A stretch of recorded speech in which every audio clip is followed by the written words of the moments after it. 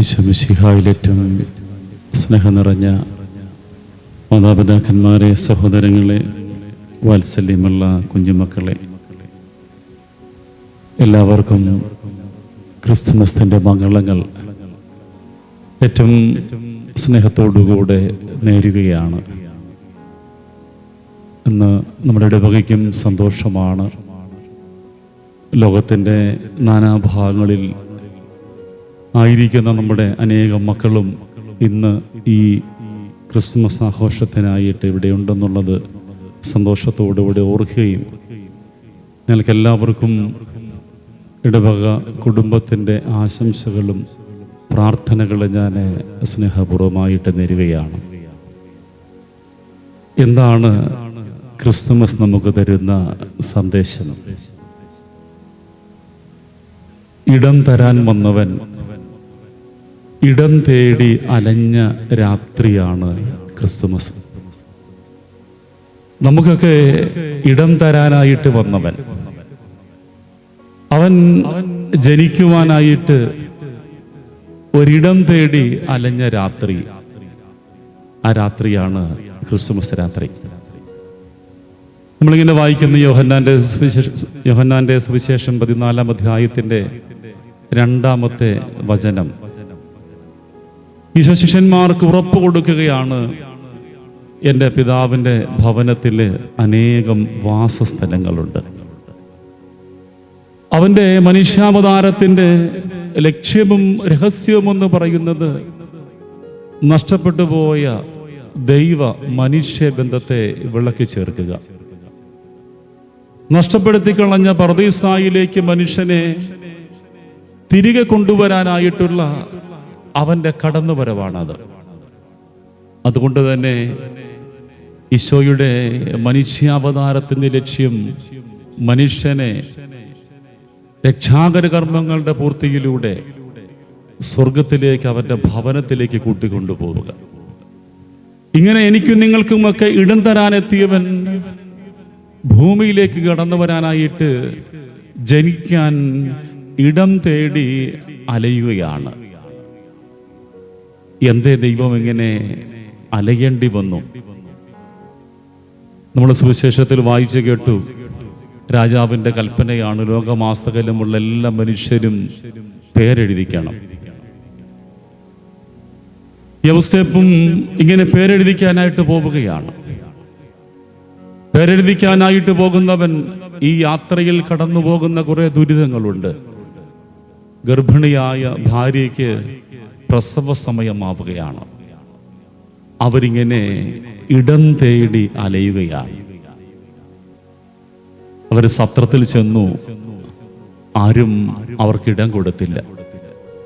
കാരണം ഈ കുടുംബത്തെ, ഈ ഭാര്യയെയും ഭർത്താവിനെയും തങ്ങളുടെ സത്രത്തിലേക്ക് പ്രവേശിപ്പിച്ചാൽ അത് തങ്ങളുടെ ബിസിനസ്സിനെ ബാധിക്കും. കാരണം മറ്റാരുവിനെ അങ്ങോട്ട് കടന്നു വരില്ല.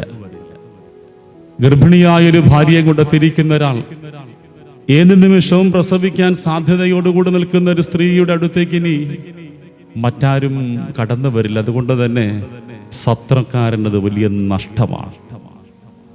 ആരും വീടിന്റെ വാതിലുകൾ തുറന്നു കൊടുത്തില്ല. ഇപ്രകാരം അസൗകര്യമാകേണ്ട ഒരാളെ വീട്ടിലേക്ക് സ്വീകരിക്കുക എന്ന് പറഞ്ഞാൽ പിന്നെ വീടിന്റെ സ്വസ്ഥത നഷ്ടപ്പെട്ടു പോവുകയാണ്. ഇങ്ങനെ ദൈവത്തെ ഒഴിവാക്കാൻ മനുഷ്യന് ഒരുപാട് കാരണങ്ങളുണ്ട്. അതുകൊണ്ടാണ് ഈശോ ഒരു ഉപമ പറയുന്നുണ്ടല്ലോ, വിരുന്നിന് ക്ഷണിക്കപ്പെട്ടവരുടെയൊക്കെ കഥ. അവൻ വിരുന്നിന് ആളുകളെയൊക്കെ ക്ഷണിക്കുകയാണ്. സമയമാകുമ്പോൾ ഭൃത്യന്മാരെ അയച്ച് അവരെ വീണ്ടും ഓർമ്മിപ്പിക്കുകയാണ്. അവരൊക്കെ താങ്കളുടെ വഴികളിലൂടെ പോവുകയാണ്. കാരണം ഒരാൾ പറഞ്ഞാൽ വയല് വാങ്ങി, മറ്റൊരുവൻ പറഞ്ഞാൽ വിവാഹം കഴിച്ചതേയുള്ളൂ. ഇങ്ങനെ ഒഴിവാക്കാൻ ഒരുപാട് കാരണങ്ങളുണ്ട്. എന്നും ഓർത്തിരിക്കുക, മനുഷ്യൻ ദൈവത്തെ ഒഴിവാക്കിയത് അനുഗ്രഹങ്ങൾ കിട്ടിയപ്പോഴാണ്. അനുഗ്രഹങ്ങൾക്ക് നടുവിലാണ് മനുഷ്യൻ ദൈവത്തെ മറന്നുപോയത്. ഒരിക്കലും നമ്മൾ ആരും നമ്മുടെ കുറവുകൾക്ക് ദൈവത്തെ മറന്നു പോകാറില്ല. രോഗിയായിരിക്കുന്ന ഒരാൾ ദൈവത്തെ മറക്കില്ല. സങ്കടപ്പെടുന്ന ഒരാൾ ദൈവത്തെ മറക്കില്ല. കാരണം ഇനി ഈ സങ്കടത്തിൻ്റെയും വേദനയ്ക്കും നടുവിൽ എനിക്ക് തുണയാകാനായിട്ട് എൻ്റെ ദൈവത്തിന് മാത്രമേ കഴിയുമെന്ന് ബോധ്യമുള്ള ഒരാൾ ദൈവത്തെ മുറുകെ പിടിക്കും.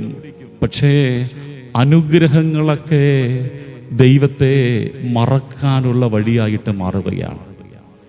ഇങ്ങനെ അനുഗ്രഹങ്ങൾ ലഭിച്ച ഓരോരുത്തരും മറന്നു പോകുമ്പോൾ ദൈവം അറിഞ്ഞോ അറിയാതെയോ നമ്മുടെ ജീവിതങ്ങൾക്ക് പുറത്താക്കപ്പെടുകയാണ്.